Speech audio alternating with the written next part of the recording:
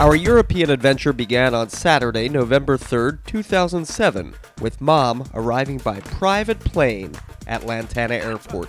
My parents drove us to Miami, where we caught a 9-hour flight on Iberia to Madrid, Spain, with a connection to Barcelona.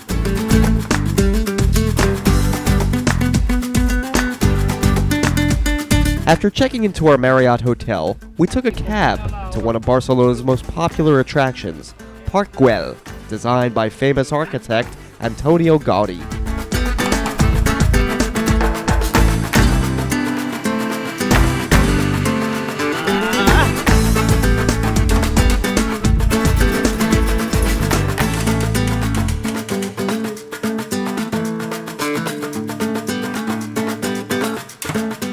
Then it was off to Sagrada Familia, a giant still unfinished temple under continuous construction since 1882.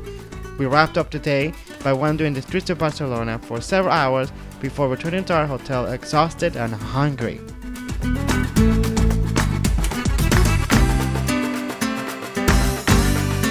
Early to bed, early to rise. We started day 2 by heading to the port to check in aboard Royal Caribbean's Brilliance of the Sea. The cruise ship became our luxury home for the next 12 days, pampering us with fine dining, great Broadway quality shows, and a very slow internet connection. With a few hours before setting sail, we toured La Rambla, an iconic and busy street in central Barcelona, popular with both tourists and locals alike.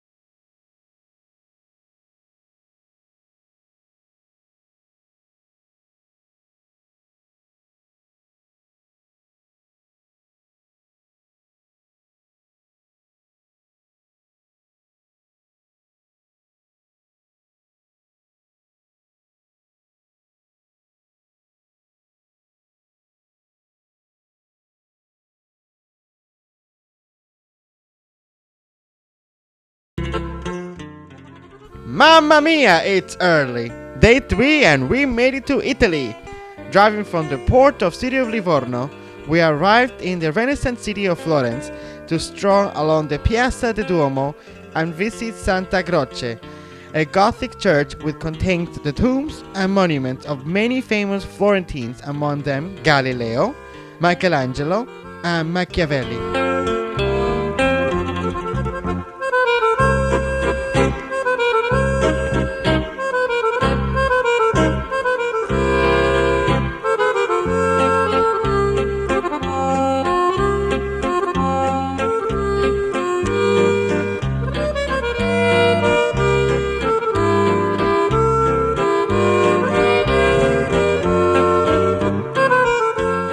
Later, our motor coach brought us to see the famous Leaning Tower of Pisa.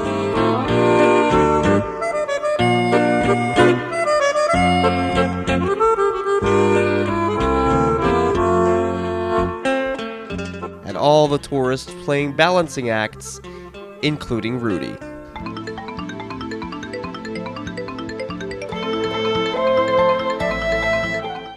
Waking up feeling strong and ready, we put our stamina to the test with a rigorous climb up Mount Vesuvius, a still active volcano that buried the town of Pompeii in ash and pumice in 79 AD. You can still see steam pouring out from the caldera. After walking down from Italy's largest time bomb, we visited the excavation site of Pompeii to see the city frozen in time from 79 AD.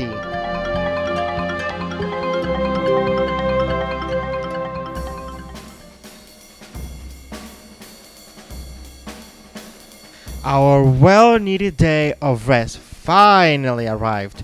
We enjoyed a backstage tour of the theater and had our first formal night of fine dining, followed by a great performance.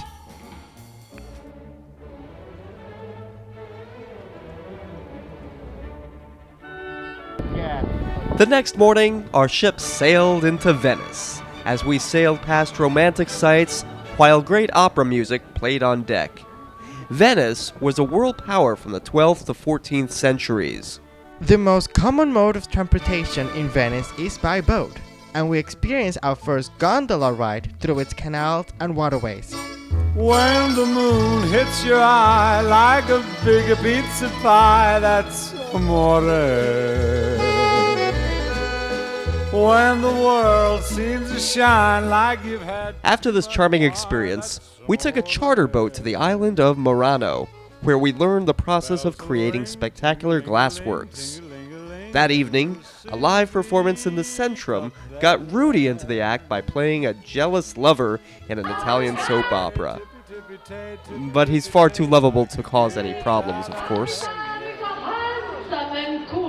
Young Venetian man, deeply in love with Colombina. Our second day in Venice started with a secret walking tour to the maze of hidden pedestrian passageways with explorations of sites including Rialto Bridge, churches, statues, and squares, and finish it off at the Piazza San Marco, the city's hub of activities and carnival-like atmosphere bustling with tourists and pageants. Excuse me, but you see, back in old Napoli, that's amore.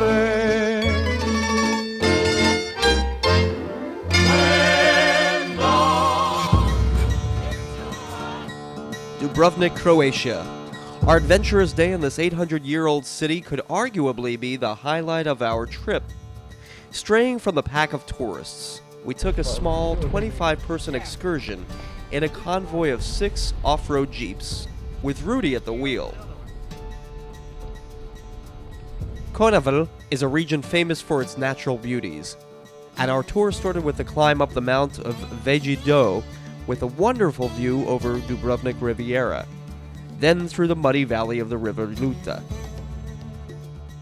Adding to the fun of the outing was the fact that our jeep started with less than 1/8 of a tank of gas, and one of the other jeeps wouldn't even start at all.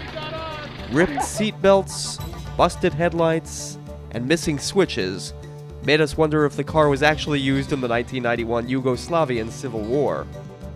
Ultimately, our group arrived at a 500-year-old home for a home-cooked traditional lunch where we enjoyed food cooked on an outdoor stove and fine wine and lots of laughter. Truly memorable.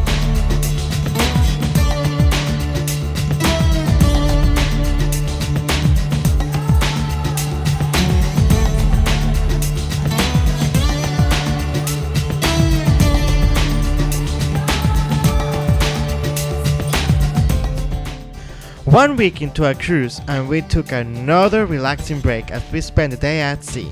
That evening, we saw a performance by ABBA. Well, a group that impersonates ABBA. In addition to ABBA, we saw other great entertainments every evening during our 12-day cruise, such as Elton John, a disco night, 2 spectacular musicians, The Voice, a Broadway night, a magician, a tango night, and much more.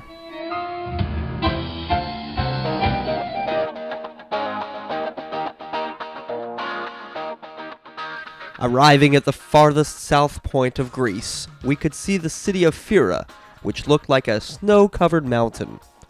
Our tour took us first to the village of Wea, 800 feet above sea level at the northern end of the island. The panoramic view of the cliffs and the sea were spectacular. After a visit to a local winery, the bus took us to Fira, the capital of Santorini, famous for its blue dome churches, where we had a lunch in a traditional Greek restaurant, walked, and shopped.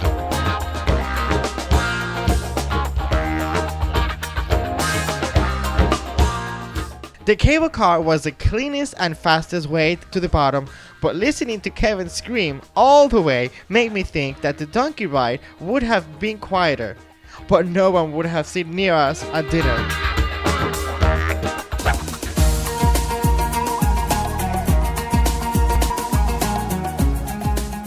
No trip to Greece would be complete without a tour of Athens and its famous arches and architectural masterpieces, all built in the last part of the 5th century BC.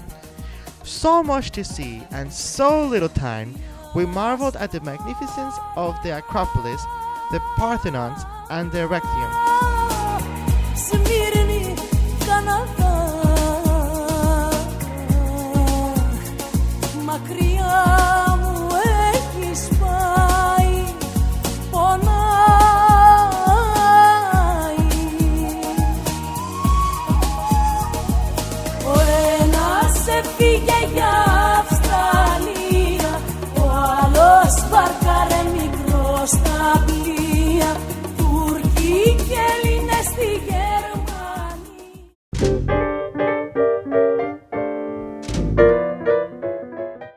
Our final day at sea gave us the time to check email, relax, wander about the ship, and reflect on our adventures of the last 15 days.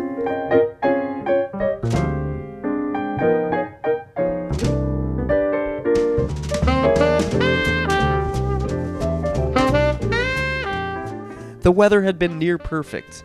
The international staff functioned with Disney-like efficiency and charm.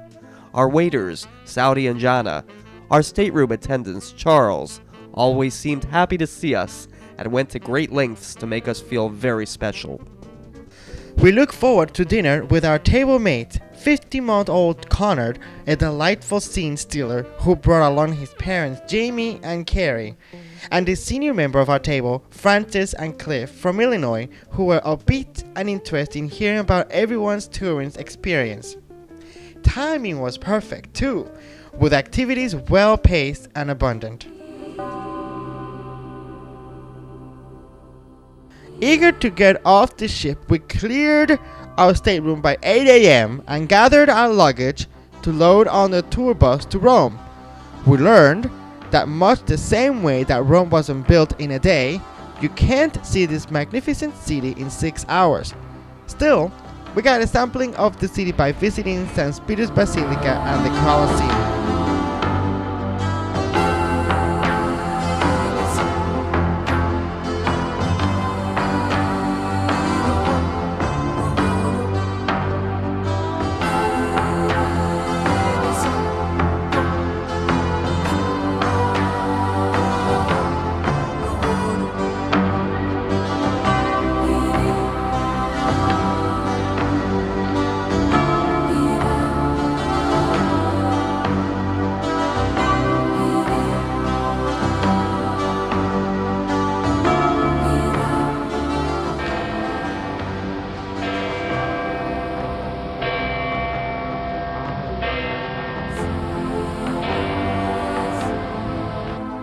Words can't describe the splendor, enormity, and magnificence of the basilica. It was truly awesome. The bus dropped us off at a central point, and we were on our own to find a cab to take us and our luggage back to the hotel. Feeling free and without a time schedule for the first time in 12 days, we explored the area near our hotel, had genuine pizza and gelato, and mingled with the natives. Rudy insisted that we get to the airport early, so we were up at 5 a.m. Flying from Rome to Madrid and then on to Miami, it was a long day that went as smoothly as everything else on our trip. We were so sad to see our long-planned Mediterranean vacation end, but we know we need to get back to work and pay the bills, and of course, plan another incredible trip of a lifetime.